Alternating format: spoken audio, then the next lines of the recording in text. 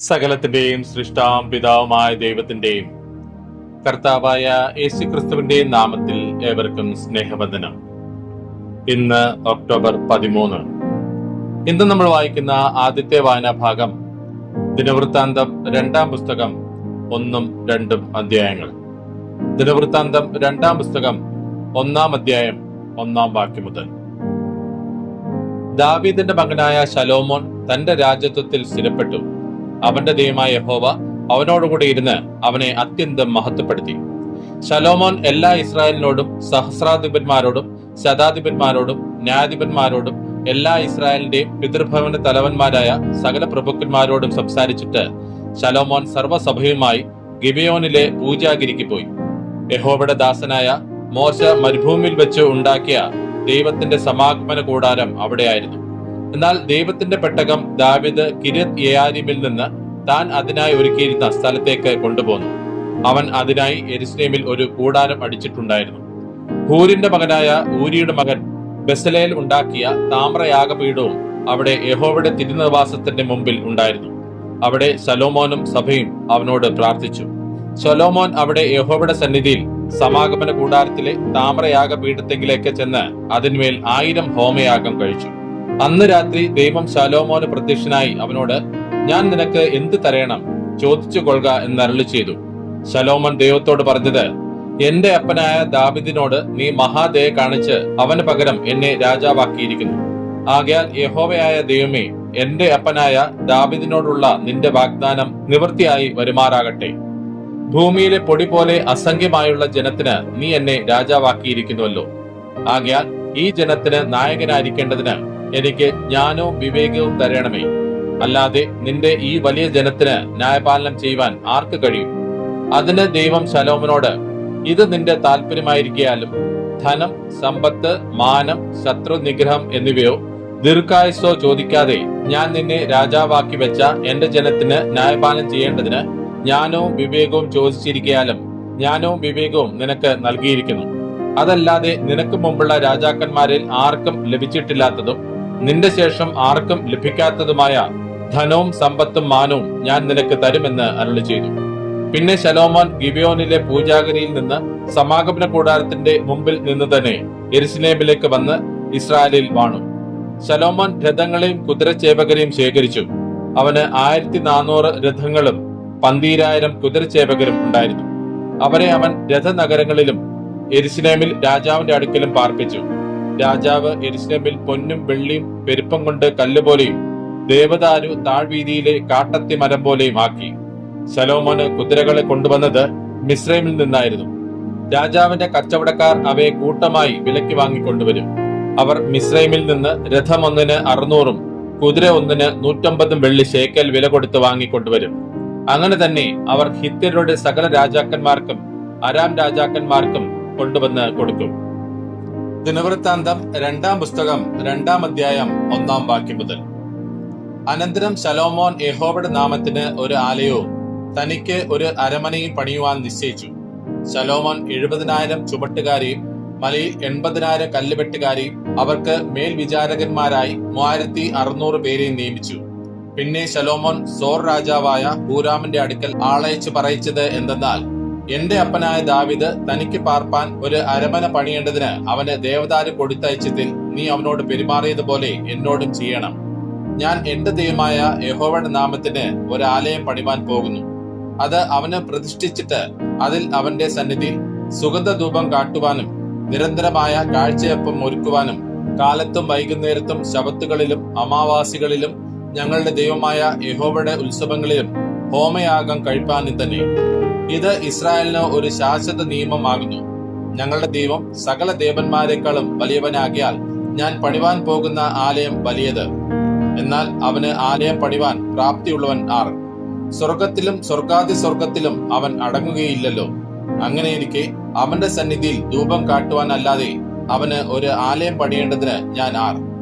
ആകയാൽ എന്റെ അപ്പനായ ദാവീദ് കരുതിയവരായി എന്റെ അടുക്കൽ യഹൂദായിലും യെരൂശലേമിലുമുള്ള കൗശലപ്പണിക്കാരോടുകൂടെ പൊന്ന്, വെള്ളി, താമ്രം, ഇരുമ്പ്, ധൂമ്രനൂൽ, ചുവപ്പ് നൂൽ, നീലനൂൽ എന്നിവ കൊണ്ട് പണി ചെയ്യുവാൻ സമർത്ഥനും കൊത്തുപണി ശീലമുള്ളവനുമായ ഒരാളെ എന്റെ അടുക്കൽ അയച്ചു തരണം.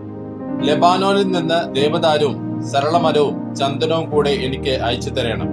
നിന്റെ വേലക്കാർ ലെബാനോനിൽ മരം വെട്ടുവാൻ സമർത്ഥനെന്ന് എനിക്ക് അറിവുണ്ട്. എനിക്ക് വേണ്ടുവോളം മരം ശേഖരിപ്പാൻ എന്റെ വേലക്കാർ നിന്റെ വേലക്കാരോടുകൂടെ ഇരിക്കും. ഞാൻ പണിവാനിരിക്കുന്ന ആലയം വലിയതും അത്ഭുതകരവും ആയിരിക്കണം. മരം വെട്ടുകാരായ നിന്റെ വേലക്കാർക്ക് ഞാൻ 20,000 കോർ ഗോതമ്പരിയും 20,000 കോർ യവവും 20,000 ബത്ത് വീഞ്ഞും 20,000 ബത്ത് എണ്ണയും കൊടുക്കും.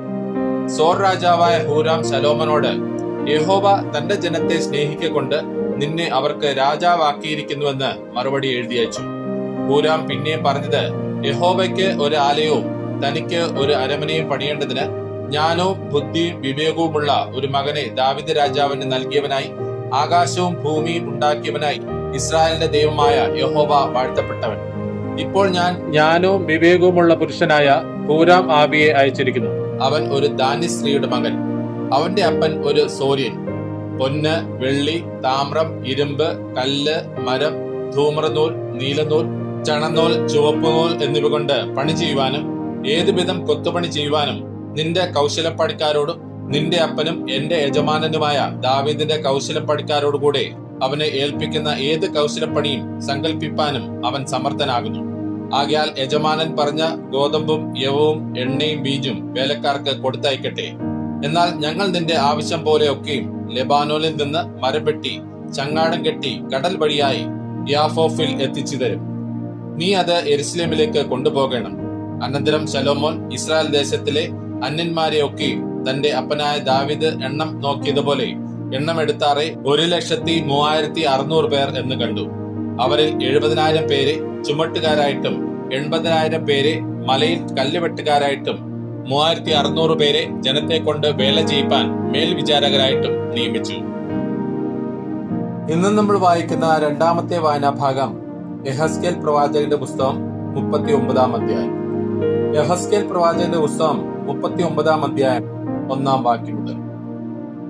നീയോ മനുഷ്യപുത്ര, ഗോഗിനെ കുറിച്ച് പ്രവചിച്ച് പറയേണ്ടത്, യഹോവയായ കർത്താവ് ഇപ്രകാരം അരുളി ചെയ്യുന്നു: റോസ്, മേശക്, തൂബാൽ എന്നിവയുടെ പ്രഭുവായ ഗോഗേ, ഞാൻ നിനക്ക് വിരോധമായിരിക്കുന്നു. ഞാൻ നിന്നെ വഴിതെറ്റിച്ച് നിന്നിൽ 1/6 ശേഷിപ്പിച്ച് നിന്നെ വടക്കേ അറ്റത്ത് നിന്ന് പുറപ്പെടുവിച്ച് ഇസ്രായേൽ പർവ്വതങ്ങളിൽ വരുത്തും. നിന്റെ ഇടം കൈയിൽ നിന്ന് ഞാൻ നിന്റെ വില്ല് തെറിപ്പിച്ച് വലങ്കയിൽ നിന്ന് നിന്റെ അമ്പ് വീഴിക്കും. നീയും നിന്റെ എല്ലാ പടക്കൂട്ടങ്ങളും നിന്നോടുകൂടെയുള്ള ജാതികളും ഇസ്രായേൽ പർവ്വതങ്ങളിൽ വീഴും.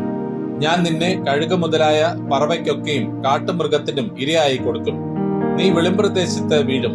ഞാനല്ലോ അത് കൽപ്പിച്ചിരിക്കുന്നത് എന്ന് യഹോവയായ കർത്താവിന്റെ അരുളപ്പാട്.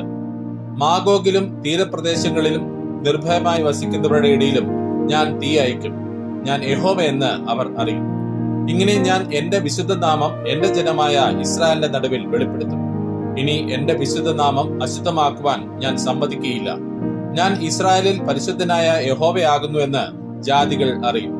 ഇതാ അത് വരുന്നു, അത് സംഭവിക്കുമെന്ന് യഹോവയായ കർത്താവിന്റെ അരുളപ്പാട്. ഇതത്രേ ഞാൻ അരുളി ചെയ്ത ദിവസം. ഇസ്രായേലിന്റെ പട്ടണങ്ങളിൽ വസിക്കുന്നവർ പുറപ്പെട്ട് പരിച, പലക, വില്ല്, അമ്പ്, കുറുവടി, കുന്തം മുതലായ ആയുധങ്ങളെ എടുത്ത് തീ കത്തിക്കും. അവർ അവയെ കൊണ്ട് 7 സംവത്സരം തീ കത്തിക്കും. പറമ്പിൽ നിന്ന് വിറക് പെറുക്കുകയോ കാട്ടിൽ നിന്ന് ഒന്നും വെട്ടുകയോ ചെയ്യാതെ ആയുധങ്ങളെ തന്നെ അവർ കത്തിക്കും. തങ്ങളെ കൊള്ളയിട്ടവരെ അവർ കൊള്ളയിടുകയും തങ്ങളെ കവർച്ച ചെയ്തവരെ കവർച്ച ചെയ്യുകയും ചെയ്യുമെന്ന് യഹോവയായ കർത്താവിന്റെ അരുളപ്പാട്. അന്ന് ഞാൻ ഗോഗിന് ഇസ്രായേലിൽ ഒരു ശ്മശാന ഭൂമി കൊടുക്കും. കടലിന് കിഴക്ക് വശത്ത് വഴിപ്പോക്കരുടെ താഴ്വര തന്നെ. വഴിപ്പോക്കർക്ക് അത് വഴിമുടക്കമായി തീരും. അവിടെ അവർ ഗോഗിനെയും അവന്റെ സകല പുരുഷാരത്തെയും അടക്കം ചെയ്യും. അവർ അതിന് ഹാമോൻ ഗോഗ് എന്നുവെച്ചാൽ ഗോഗ് പുരുഷാരത്തിന്റെ താഴ്വര എന്ന് പേർ വിളിക്കും. ഇസ്രായേൽ ഗൃഹം അവരെ അടക്കം ചെയ്ത് തീർത്ത് ദേശത്തെ വെടിപ്പാക്കുവാൻ 7 മാസം വേണ്ടിവരും. ദേശത്തിലെ ജനമെല്ലാം കൂടെ അവരെ അടക്കം ചെയ്യും. ഞാൻ എന്നെ തന്നെ മഹത്വീകരിക്കുന്ന നാളിൽ അത് അവർക്ക് കീർത്തിയായിരിക്കുമെന്ന് യഹോവയായ കർത്താവിന്റെ അരുളപ്പാട്. ദേശമെല്ലാം വെടിപ്പാക്കേണ്ടതിന് അതിൽ ശേഷിച്ച ശവങ്ങളെ അടക്കുവാൻ ദേശത്തിൽ ചുറ്റി സഞ്ചരിക്കുന്ന നിത്യപ്രവർത്തിക്കാരെ നിയമിക്കും. 7 മാസം കഴിഞ്ഞ ശേഷം അവർ പരിശോധന കഴിക്കും. ദേശത്ത് ചുറ്റി സഞ്ചരിക്കുന്നവർ സഞ്ചരിക്കുമ്പോൾ അവരിൽ ഒരുവൻ ഒരു മനുഷ്യാസ്ഥി കണ്ടാൽ അതിനരികെ ഒരു അടയാളം വെക്കും. അടക്കം ചെയ്യുന്നവർ അത് ഹാമോൻ ഗോഗ് താഴ്വരയിൽ കൊണ്ടുപോയി അടക്കം ചെയ്യും. ഒരു നഗരത്തിന് ഹാമോന എന്നുവെച്ചാൽ പുരുഷാരം എന്ന് പേരുണ്ടാകും. ഇങ്ങനെ അവർ ദേശത്തെ വെടിപ്പാക്കും. മനുഷ്യപുത്ര, യഹോവയായ കർത്താവ് ഇപ്രകാരം അരുളി ചെയ്യുന്നു: സകലവിധ പക്ഷികളോടും സകല കാട്ടുമൃഗങ്ങളോടും നീ പറയേണ്ടത്, നിങ്ങൾ കൂടി വരുവിൻ, നിങ്ങൾ മാംസം തിന്നുകയും രക്തം കുടിക്കുകയും ചെയ്യേണ്ടതിന് ഞാൻ ഇസ്രായേൽ പർവ്വതങ്ങളിൽ ഒരു മഹായാഗമായി നിങ്ങൾക്ക് വേണ്ടി അറുക്കുവാൻ പോകുന്ന എന്റെ യാഗത്തിന് 4 പുറത്തു നിന്നും വന്നുകൂടുവിൻ. നിങ്ങൾ വീരന്മാരുടെ മാംസം തിന്ന് ഭൂമിയിലെ പ്രഭുക്കന്മാരുടെ രക്തം കുടിക്കണം. അവരൊക്കെയും ബാശാനിലെ തടിപ്പിച്ച ആട്ടുകൊറ്റന്മാരും കുഞ്ഞാടുകളും കോലാട്ടുകൊറ്റന്മാരും കാളകളും തന്നെ. ഞാൻ നിങ്ങൾക്ക് വേണ്ടി അറുത്തിരിക്കുന്ന എന്റെ യാഗത്തിൽ നിന്ന് നിങ്ങൾ തൃപ്തിയാകുവോളം മേധസ് തിന്നുകയും ലഹരിയാകുവോളം രക്തം കുടിക്കുകയും ചെയ്യും. ഇങ്ങനെ നിങ്ങൾ എന്റെ മേശയെങ്കിൽ കുതിരകളെയും വാഹന മൃഗങ്ങളെയും വീരന്മാരെയും സകല യോദ്ധാക്കളെയും തിന്ന് തൃപ്തരാകുമെന്ന് യഹോവയായ കർത്താവിന്റെ അരുളപ്പാട്. ഞാൻ എന്റെ മഹത്വത്തെ ജാതികളുടെ ഇടയിൽ സ്ഥാപിക്കും. ഞാൻ നടത്തിയിരിക്കുന്ന എന്റെ ന്യായവിധിയും ഞാൻ അവരുടെ മേൽ വെച്ച എന്റെ കൈയും സകല ജാതികളും കാണും. അങ്ങനെ അന്ന് മുതൽ മേലാൽ ഞാൻ തങ്ങളുടെ ദൈവമായ യഹോവയെന്ന് ഇസ്രായേൽ ഗൃഹം അറിയും. ഇസ്രായേൽ ഗൃഹം തങ്ങളുടെ അകൃത്യ നിമിത്തം പ്രവാസത്തിലേക്ക് പോകേണ്ടി വന്നുവെന്നും അവർ എന്നോട് ദ്രോഹം ചെയ്തതുകൊണ്ട് ഞാൻ എന്റെ മുഖം അവർക്ക് മറച്ച് അവരൊക്കെയും വാൾ കൊണ്ട് വീഴേണ്ടതിന് അവരെ അവരുടെ വൈരികളുടെ കയ്യിൽ ഏൽപ്പിച്ചുവെന്നും ജാതികൾ അറിയും. അവരുടെ അശുദ്ധിക്കും അവരുടെ അതിക്രമങ്ങൾക്കും തക്കവണ്ണം ഞാൻ അവരോട് പ്രവർത്തിച്ച് എന്റെ മുഖം അവർക്ക് മറച്ചു. അതുകൊണ്ട് യഹോവയായ കർത്താവ് ഇപ്രകാരം അരുളി ചെയ്യുന്നു: ഇപ്പോൾ ഞാൻ യാക്കോബിന്റെ പ്രവാസികളെ മടക്കി വരുത്തി ഇസ്രായേൽ ഗൃഹത്തോടൊക്കെയും കരുണ ചെയ്ത് എന്റെ വിശുദ്ധ നാമനിമിത്തം തീഷ്ണത കാണിക്കും. ഞാൻ അവരെ ജാതികളുടെ ഇടയിൽ നിന്ന് മടക്കി വരുത്തി അവരുടെ ശത്രുക്കളുടെ ദേശങ്ങളിൽ നിന്ന് അവരെ ശേഖരിച്ച് പല ജാതികളും കാണുക എന്നെ തന്നെ അവരിൽ വിശുദ്ധീകരിച്ച ശേഷം ആരും അവരെ ഭയപ്പെടാതെ അവർ തങ്ങളുടെ ദേശത്ത് നിർഭയമായി വസിക്കുമ്പോൾ തങ്ങളുടെ ലജ്ജയും എന്നോട് ചെയ്തിരിക്കുന്ന സർവദ്രോഹങ്ങളും മറക്കും. ഞാൻ അവരെ ജാതികളുടെ ഇടയിൽ ബദ്ധരായി കൊണ്ടുപോകുമാറാക്കുകയും അവരിൽ ആരെയും അവിടെ വിട്ടേക്കാതെ അവരുടെ ദേശത്തേക്ക് കൂട്ടിവരുത്തുകയും ചെയ്തതിനാൽ ഞാൻ അവരുടെ ദൈവമായ യഹോവയെന്ന് അവർ അറിയും. ഞാൻ ഇസ്രായേൽ ഗൃഹത്തിന്മേൽ എന്റെ ആത്മാവിനെ പകർന്നിരിക്കയാൽ ഇനി എന്റെ മുഖം അവർക്ക് മറക്കുകയുമില്ല എന്ന് യഹോവയായ കർത്താവിന്റെ അരുളപ്പാട്. ഇന്ന് നമ്മൾ വായിക്കുന്ന 3-ാമത്തെ വായനാഭാഗം യോഹന്നാൻ എഴുതിയ സുവിശേഷം 5-ാം അധ്യായം. യോഹന്നാൻ എഴുതിയ സുവിശേഷം 5-ാം അധ്യായം 1-ാം വാക്യം മുതൽ. അതിന്റെ ശേഷം യഹൂദന്മാരുടെ ഒരു ഉത്സവം ഉണ്ടായിട്ട് യേശു യെരുശലേമിലേക്ക് പോയി. യെരുശലേമിൽ ആട്ടുവാതിൽക്കൽ ബെഥസ്ദ എന്ന് എബ്രായ പേരുള്ള ഒരു കുളമുണ്ട്. അതിന് 5 മണ്ഡപമുണ്ട്. അവയിൽ വ്യാധിക്കാർ, കുരുടർ, മുടന്തർ, ക്ഷയരോഗികൾ ഇങ്ങനെ വലിയൊരു കൂട്ടം വെള്ളത്തിന്റെ ഇളക്കം കാത്തുകൊണ്ട് കിടന്നിരുന്നു. അതത് സമയത്ത് ഒരു ദൂതൻ കുളത്തിലിറങ്ങി വെള്ളം കലക്കും. വെള്ളം കലങ്ങിയ ശേഷം ആദ്യം ഇറങ്ങുന്നവൻ ഏത് വ്യാധി പിടിച്ചവനായിരുന്നാലും അവന് സൗഖ്യം വരും. എന്നാൽ 38 ആണ്ട് രോഗം പിടിച്ചു കിടന്നൊരു മനുഷ്യൻ അവിടെ ഉണ്ടായിരുന്നു. അവൻ കിടക്കുന്നത് യേശു കണ്ട്, ഇങ്ങനെ ഏറിയ കാലമായിരിക്കുന്നു എന്നറിഞ്ഞ് നിനക്ക് സൗഖ്യമാകുവാൻ മനസ്സുണ്ടോ എന്ന് അവനോട് ചോദിച്ചു. രോഗി അവനോട്, യജമാനനെ, വെള്ളം കലങ്ങുമ്പോൾ എന്നെ കുളത്തിലാക്കുവാൻ എനിക്ക് ആരുമില്ല. ഞാൻ തന്നെ ചെല്ലുമ്പോൾ മറ്റൊരുത്തൻ എനിക്ക് മുമ്പായി ഇറങ്ങുന്നു എന്ന് ഉത്തരം പറഞ്ഞു. യേശു അവനോട്, എഴുന്നേറ്റ് നിന്റെ കിടക്കയെടുത്ത് നടക്ക എന്ന് പറഞ്ഞു. ഉടനെ ആ മനുഷ്യൻ സൗഖ്യമായി കിടക്കയെടുത്ത് നടന്നു. എന്നാൽ അന്ന് ശബത്തായിരുന്നു. ആകയാൽ യഹൂദന്മാർ സൗഖ്യം പ്രാപിച്ചവനോട്, ഇന്ന് ശബത്താകുന്നു, കിടക്കയെടുക്കുന്നത് വിഹിതമല്ല എന്ന് പറഞ്ഞു. അവൻ അവരോട്, എന്നെ സൗഖ്യമാക്കിയവൻ കിടക്കയെടുത്ത് നടക്ക എന്ന് എന്നോട് പറഞ്ഞു എന്ന് ഉത്തരം പറഞ്ഞു. അവർ അവനോട്, കിടക്കയെടുത്ത് നടക്ക എന്ന് നിന്നോട് പറഞ്ഞ മനുഷ്യൻ ആർ എന്ന് ചോദിച്ചു. എന്നാൽ അവിടെ പുരുഷാരം ഉണ്ടായിരിക്കാൽ യേശു മാറിക്കളഞ്ഞതുകൊണ്ട് അവൻ ആരെന്ന് സൗഖ്യം പ്രാപിച്ചവൻ അറിഞ്ഞില്ല. അനന്തരം യേശു അവനെ ദേവാലയത്തിൽ വെച്ച് കണ്ട് അവനോട്, നോക്ക്, നിനക്ക് സൗഖ്യമായല്ലോ. അധികം തിന്മയായത് ഭവിക്കാതിരിപ്പാൻ ഇനി പാപം ചെയ്യരുത് എന്ന് പറഞ്ഞു. ആ മനുഷ്യൻ പോയി തന്നെ സൗഖ്യമാക്കിയത് യേശു എന്ന് യഹൂദന്മാരോട് അറിയിച്ചു. യേശു ശബത്തിൽ അത് ചെയ്യുക കൊണ്ട് യഹൂദന്മാർ അവനെ ഉപദ്രവിച്ചു. യേശു അവനോട്, എന്റെ പിതാവ് ഇന്നുവരെയും പ്രവർത്തിക്കുന്നു, ഞാനും പ്രവർത്തിക്കുന്നു എന്ന് ഉത്തരം പറഞ്ഞു. അങ്ങനെ അവൻ ശബത്തിനെ ലംഘിച്ചത് കൊണ്ട് മാത്രമല്ല, ദൈവം സ്വന്തം പിതാവ് എന്ന് പറഞ്ഞ് തന്നെത്താൻ ദൈവത്തോട് സമമാക്കിയത് കൊണ്ടും യഹൂദന്മാർ അവനെ കൊല്ലുവാൻ അധികമായി ശ്രമിച്ചു പോന്നു. ആകയാൽ യേശു അവരോട് ഉത്തരം പറഞ്ഞത്, ആമേൻ ആമേൻ, ഞാൻ നിങ്ങളോട് പറയുന്നു, പിതാവ് ചെയ്ത് കാണുന്നത് അല്ലാതെ പുത്രന് സ്വതവേ ഒന്നും ചെയ്യുവാൻ കഴിയുകയില്ല. അവൻ ചെയ്യുന്നത് എല്ലാം പുത്രനും അവണ്ണം തന്നെ ചെയ്യുന്നു. പിതാവ് പുത്രനെ സ്നേഹിക്കുകയും താൻ ചെയ്യുന്നതൊക്കെയും അവന് കാണിച്ചു കൊടുക്കുകയും ചെയ്യുന്നു. നിങ്ങൾ ആശ്ചര്യപ്പെടുമാറ് ഇവയിൽ വലിയ പ്രവൃത്തികളും അവന് കാണിച്ചു കൊടുക്കും. പിതാവ് മരിച്ചവരെ ഉണർത്തി ജീവിപ്പിക്കുന്നത് പോലെ പുത്രനും താൻ ഇച്ഛിക്കുന്നവരെ ജീവിപ്പിക്കുന്നു. എല്ലാവരും പിതാവിനെ ബഹുമാനിക്കുന്നത് പോലെ പുത്രനെയും ബഹുമാനിക്കേണ്ടതിന് പിതാവ് ആരെയും ന്യായം വിധിക്കാതെ ന്യായവിധിയെല്ലാം പുത്രന് കൊടുത്തിരിക്കുന്നു. പുത്രനെ ബഹുമാനിക്കാത്തവൻ അവനെ അയച്ച പിതാവിനെയും ബഹുമാനിക്കുന്നില്ല. ആമേൻ ആമേൻ ഞാൻ നിങ്ങളോട് പറയുന്നു, എന്റെ വചനം കേട്ട് എന്നെ അയച്ചവനെ വിശ്വസിക്കുന്നവന് നിത്യജീവനുണ്ട്. അവൻ ന്യായവിധിയിലാകാതെ മരണത്തിൽ നിന്ന് ജീവങ്കിലേക്ക് കടന്നിരിക്കുന്നു. ആമേൻ ആമേൻ ഞാൻ നിങ്ങളോട് പറയുന്നു, മരിച്ചവർ ദൈവപുത്രന്റെ ശബ്ദം കേൾക്കുകയും കേൾക്കുന്നവർ ജീവിക്കുകയും ചെയ്യുന്ന നാഴിക വരുന്നു, ഇപ്പോൾ വന്നുമിരിക്കുന്നു. പിതാവിന് തന്നിൽ തന്നെ ജീവനുള്ളതുപോലെ അവൻ പുത്രനും തന്നിൽ തന്നെ ജീവനുള്ളവനാകുമാറ് വരം നൽകിയിരിക്കുന്നു. അവൻ മനുഷ്യപുത്രനാകയാൽ ന്യായവിധി നടത്തുവാൻ അവന് അധികാരവും നൽകിയിരിക്കുന്നു. ഇതിങ്കൽ ആശ്ചര്യപ്പെടരുത്. കല്ലറുകളിൽ ഉള്ളവർ എല്ലാവരും അവന്റെ ശബ്ദം കേട്ട് നന്മ ചെയ്തവർ ജീവനായും തിന്മ ചെയ്തവർ ന്യായവിധിക്കായും പുനരുദ്ധാനം ചെയ്യുവാനുള്ള നാഴിക വരുന്നു. എനിക്ക് സ്വതവേ ഒന്ന് ചെയ്യുവാൻ കഴിയുന്നതല്ല, ഞാൻ കേൾക്കുന്നത് പോലെ ന്യായം വിധിക്കുന്നു. ഞാൻ എന്റെ ഇഷ്ടമല്ല, എന്നെ അയച്ചവന്റെ ഇഷ്ടമത്രേ ചെയ്യുവാൻ ഇച്ഛിക്കുന്നത് കൊണ്ട് എന്റെ വിധി നീതിയുള്ളത് ആകുന്നു. ഞാൻ എന്നെക്കുറിച്ച് തന്നെ സാക്ഷ്യം പറഞ്ഞാൽ എന്റെ സാക്ഷ്യം സത്യമല്ല. എന്നെക്കുറിച്ച് സാക്ഷ്യം പറയുന്നത് മറ്റൊരുത്തനാകുന്നു. അവൻ എന്നെക്കുറിച്ച് പറയുന്ന സാക്ഷ്യം സത്യമെന്ന് ഞാൻ അറിയുന്നു. നിങ്ങൾ യോഹന്നാന്റെ അടുക്കൽ ആളയച്ചു, അവൻ സത്യത്തിന് സാക്ഷി പറഞ്ഞിരിക്കുന്നു. എനിക്കോ മനുഷ്യന്റെ സാക്ഷ്യം കൊണ്ട് ആവശ്യമില്ല. നിങ്ങൾ രക്ഷിക്കപ്പെടുവാനത്രേ ഇത് പറയുന്നത്.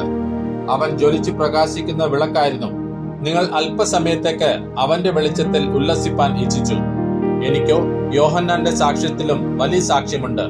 പിതാവ് എനിക്ക് അനുഷ്ഠിപ്പാൻ തന്നിരിക്കുന്ന പ്രവൃത്തികൾ, ഞാൻ ചെയ്യുന്ന പ്രവൃത്തികൾ തന്നെ പിതാവ് എന്നെ അയച്ചു എന്ന് എന്നെക്കുറിച്ച് സാക്ഷീകരിക്കുന്നു. എന്നെ അയച്ച പിതാവ് താനും എന്നെക്കുറിച്ച് സാക്ഷ്യം പറഞ്ഞിരിക്കുന്നു. നിങ്ങൾ അവന്റെ ശബ്ദം ഒരു നാളും കേട്ടിട്ടില്ല, അവന്റെ രൂപം കണ്ടിട്ടില്ല, അവന്റെ വചനം നിങ്ങളുടെ ഉള്ളിൽ വസിക്കുന്നതുമില്ല. അവൻ അയച്ചവനെ നിങ്ങൾ വിശ്വസിക്കുന്നില്ലല്ലോ. നിങ്ങൾ തിരുവെഴുത്തുകളെ ശോധന ചെയ്യുന്നു, അവയിൽ നിങ്ങൾക്ക് നിത്യജീവൻ ഉണ്ട് എന്ന് നിങ്ങൾ നിരൂപിക്കുന്നുവല്ലോ. അവ എനിക്ക് സാക്ഷ്യം പറയുന്നു. എങ്കിലും ജീവൻ പ്രാപിക്കേണ്ടതിന് എന്റെ അടുക്കൽ വരുവാൻ നിങ്ങൾക്ക് മനസ്സില്ല. ഞാൻ മനുഷ്യരോട് ബഹുമാനം വാങ്ങുന്നില്ല, എന്നാൽ നിങ്ങൾക്ക് ഉള്ളിൽ ദൈവസ്നേഹം ഇല്ല എന്ന് ഞാൻ അറിഞ്ഞിരിക്കുന്നു. ഞാൻ എന്റെ പിതാവിന്റെ നാമത്തിൽ വന്നിരിക്കുന്നു, എന്നെ നിങ്ങൾ കൈക്കൊള്ളുന്നില്ല. മറ്റൊരുത്തൻ സ്വന്തം നാമത്തിൽ വന്നാൽ അവനെ നിങ്ങൾ കൈക്കൊള്ളും. തമ്മിൽ തമ്മിൽ ബഹുമാനം വാങ്ങിക്കൊണ്ട് ഏക ദൈവത്തിന്റെ പക്കൽ നിന്ന് ബഹുമാനം അന്വേഷിക്കാത്ത നിങ്ങൾക്ക് എങ്ങനെ വിശ്വസിപ്പാൻ കഴിയും? ഞാൻ പിതാവിന്റെ മുമ്പിൽ നിങ്ങളെ കുറ്റം ചുമത്തുമെന്ന് നിങ്ങൾക്ക് തോന്നരുത്. നിങ്ങളെ കുറ്റം ചുമത്തുന്നവനുണ്ട്, നിങ്ങൾ പ്രത്യാശ വച്ചിരിക്കുന്ന മോശ തന്നെ. നിങ്ങൾ മോശയെ വിശ്വസിച്ചുവെങ്കിൽ എന്നെയും വിശ്വസിക്കുമായിരുന്നു. അവൻ എന്നെക്കുറിച്ച് എഴുതിയിരിക്കുന്നു. എന്നാൽ അവന്റെ എഴുത്ത് നിങ്ങൾ വിശ്വസിക്കുന്നില്ല എങ്കിൽ എന്റെ വാക്ക് എങ്ങനെ വിശ്വസിക്കും? ഇന്ന് നമ്മൾ വായിച്ചു കേട്ട ഈ വേദഭാഗങ്ങളാൽ പിതാവായ ദൈവത്തിൽ നിന്നും കർത്താവായ ക്രിസ്തുയേശുവിൽ നിന്നും ഏവർക്കും കൃപയും കനിവും സമാധാനവും ഉണ്ടാകട്ടെ. ആമേൻ.